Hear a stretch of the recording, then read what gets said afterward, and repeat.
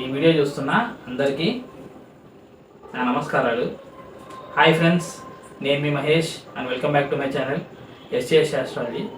మనం ఈ వీడియోలో డిస్కస్ చేసే టాపిక్ ఏంటంటే లాభస్థానం గురించి మనం కంప్లీట్గా తెలుసుకునే ప్రయత్నం అనేది ఈ వీడియోలో మనం చేద్దాం. ఈ లాభస్థానాన్ని ఏమంటారంటే ఏకాదశ స్థానం అంటారు అండ్ అలాగే హౌస్ ఆఫ్ గెయిన్స్ అని కూడా అనడం జరుగుతుంది. ఇప్పుడు 11వ స్థానం అనేది ఏం ఇండికేట్ చేస్తుందంటే గెయిన్స్ ని ఇండికేట్ చేస్తుందని చెప్పొచ్చు. అండ్ అలాగే ఒక పర్సన్ ఉండే ఫ్రెండ్ సర్కిల్ ని ఇండికేట్ చేస్తుందని చెప్పొచ్చు. అండ్ అలాగే ఒక పర్సన్ ఉండే ఎల్డర్ సిబ్లింగ్స్ ని, అంటే అన్నయ్య అవ్వచ్చు లేకపోతే అక్క అవ్వచ్చు. ఇంకా 11వ స్థానం నుంచి మనం ఏం చెప్పొచ్చు అంటే ఒక పర్సన్ ఉన్న social responsibility and social service గురించి ఈ 11వ హౌస్ అనేది ఇండికేట్ చేస్తుందని చెప్పొచ్చు. అంటే ఆ వ్యక్తి ఎంతవరకు సమాజానికి మేలు చేస్తాడు అనే విషయాన్ని కూడా ఈ 11వ హౌస్ అనేది ఇండికేట్ చేస్తుంది మనం చెప్పొచ్చు అన్నమాట. అండ్ అలాగే మనకున్న 12 భావాల్లో ఈ 11వ భావం అనేది చాలా విశేషమైన భావంగా మనం చెప్పొచ్చు అనమాట.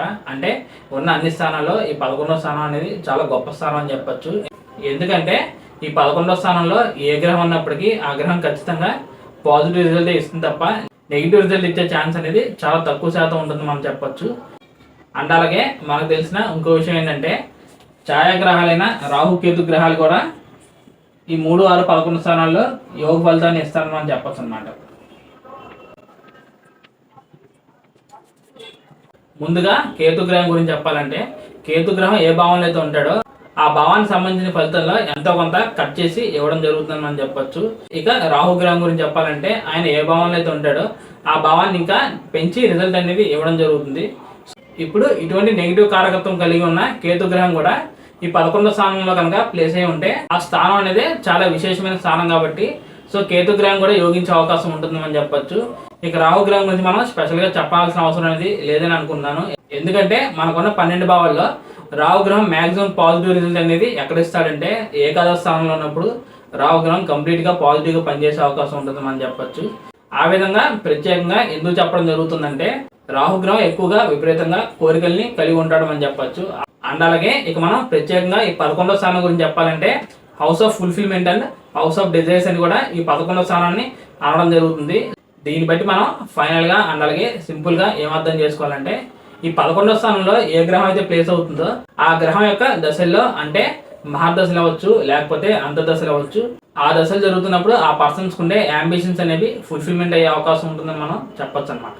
దీనికి నేను ఎగ్జాంపుల్గా సింహలగ్నం తీసుకుని లాభస్థానంలో బుధగ్రహాన్ని తీసుకుంటున్నాను. సో ఇక్కడ సింహలగ్నానికి లాభస్థానంలో ఈ బుధగ్రహం స్వక్షేత్రంలో ఉండడం అని చెప్పొచ్చు. దీన్ని బట్టి మన ప్రెడిక్షన్ అనేది ఏ విధంగా చెప్పొచ్చు అంటే ఈ పర్సన్కి ఒకవేళ ఈ బుధగ్రహం యొక్క దశలు కనుక రన్ అవుతున్నట్లయితే ఈ పర్సన్కి ఉన్న అంబిషన్స్లో ఏదో ఒక అంబిషన్ అనేది కంప్లీట్ అయ్యే అవకాశం ఉంటుందని చెప్పొచ్చు. అండ్ అలాగే ఈ 11వ స్థానాన్ని లాభస్థానం కూడా చెప్పడం జరిగింది కాబట్టి ఇదే గ్రహదశలో ఈ పర్సన్కి ఏదో ఒక విధంగా లాభం అనేది చేకూరే అవకాశం ఉంటుందని చెప్పొచ్చు. అంటే ఆ పర్సన్ అనే వాళ్ళు ఆయా దశలో కొత్తగా ఇల్లు కట్టుకోవడం అవ్వచ్చు, లేకపోతే ఏదైనా జాబ్ రావడం అవ్వచ్చు, లేకపోతే కారు కొనవచ్చు. ఇటువంటి విశేషమైన విషయాలు జరిగే అవకాశం ఉంటుందని మనం చెప్పొచ్చు అన్నమాట. ఇప్పుడు ఇదే ఎగ్జాంపుల్కి మనం ఏం చేద్దాం అంటే లగ్నాధిపతి అయిన రవిగ్రహాన్ని కూడా లాభస్థానంలో తీసుకున్నాం. ఇప్పుడు లగ్నాధిపతి అయిన రవిగ్రహం ఫర్ ఎగ్జాంపుల్గా ఎవరికైనా లాభస్థానంలో ఉంటే ఆ పర్సన్స్ అనే వాళ్ళు ఏ విధంగా ఉంటారంటే వాళ్ళు ఎప్పుడు వాళ్ళ గురించి కాకుండా సమాజం గురించి ఆలోచించే వ్యక్తులుగా ఉంటారని మనం చెప్పొచ్చు. అంటే ఈ సమాజానికి మనం ఏదో రకంగా మంచి చేద్దాం అనే ఉద్దేశంతో ఆ పర్సన్స్ అనే వాళ్ళు ఉంటారని మనం చెప్పొచ్చు. అండ్ అలాగే లగ్నాధిపతి వెళ్ళి స్వయంగా ఇటువంటి విశేషమైన స్థానంలో ఉండడం వల్ల ఆ పర్సన్స్ అనేవాళ్ళు చాలా ఇండిపెండెంట్ గా ఎవరి మీద డిపెండ్ అవ్వకుండా ఉంటారని మనం చెప్పొచ్చు. ఇటువంటి కాంబినేషన్స్ ఉన్న పర్సన్స్ చేసే సోషల్ యాక్టివిటీస్ అనేది ఆ లాభస్థానం మీద ఉండే గ్రహం మీద డిపెండ్ అయ్యే అవకాశం ఉంటుందని మనం చెప్పొచ్చు. ఇక్కడ మనం ఈ ఎగ్జాంపుల్లోకి వచ్చినట్లయితే ఇక్కడ లగ్నాధిపతి రవిగ్రహం అవడం జరిగింది. అండ్ అలాగే ఈ రవిగ్రహం లాభస్థానంలో ఉన్నాడని చెప్పొచ్చు. అండ్ అలాగే ఈ రవిగ్రహం ఏం ఇండికేట్ చేస్తాడంటే గవర్నమెంట్ని, పవర్ని, అథారిటీని, ఇటువంటి వాటిని ఇండికేట్ చేయడం జరుగుతుందని మనం చెప్పొచ్చు. ఈ కాంబినేషన్ వల్ల ఆ పర్సన్ చేసే సోషల్ యాక్టివిటీస్ అనేవి ఏ విధంగా ఉంటాయంటే గవర్నమెంట్కి ఎగెనిస్ట్గా అండ్ అలాగే ప్రజలకు సపోర్టివ్గా ఉంటాయని మనం ఫైనల్గా చెప్పొచ్చు అనమాట. అలా కాకుండా ఈ లాభస్థానంలో రవిగ్రహం కాకుండా ఫర్ ఎగ్జాంపుల్గా గురుగ్రహం ఉన్నట్లయితే ఆ పర్సన్స్ అనే వాళ్ళు ఎక్కువగా దేవాలయానికి సంబంధించిన వాటిలో వర్క్ చేసే అవకాశం ఉంటుందని చెప్పొచ్చు. అంటే ఆ పర్సన్స్ అనేవాళ్ళు సొసైటీకి స్పిరిచువల్గా సేవలు అందించే అవకాశం ఉంటుందని చెప్పొచ్చు. ఇదే విధంగా ఓన్లీ సోషల్ యాక్టివిటీస్ మాత్రమే కాదు, ఈ లాభస్థానంలో ఏ గ్రహం అయితే ప్లేస్ అవుతుందో ఆ గ్రహానికి ఉన్న ఆధిపత్యం మరియు కారకత్వాన్ని మనం తీసుకుని ఏదో ఒక విధంగా ఆ పర్సన్కి బెనిఫిట్ అయ్యే అవకాశం అనేది ఎక్కువ శాతం ఉంటుంది, మనం ఫైనల్గా చెప్పచ్చు అనమాట. అండ్ అలాగే ఫైనల్గా మీ అందరికీ నేను చెప్పే విషయం ఏంటంటే, ఉన్న అన్ని స్థానాల్లో ఈ 11వ స్థానం అనేది విశేషమైన స్థానంగా చెప్పడం జరుగుతుంది.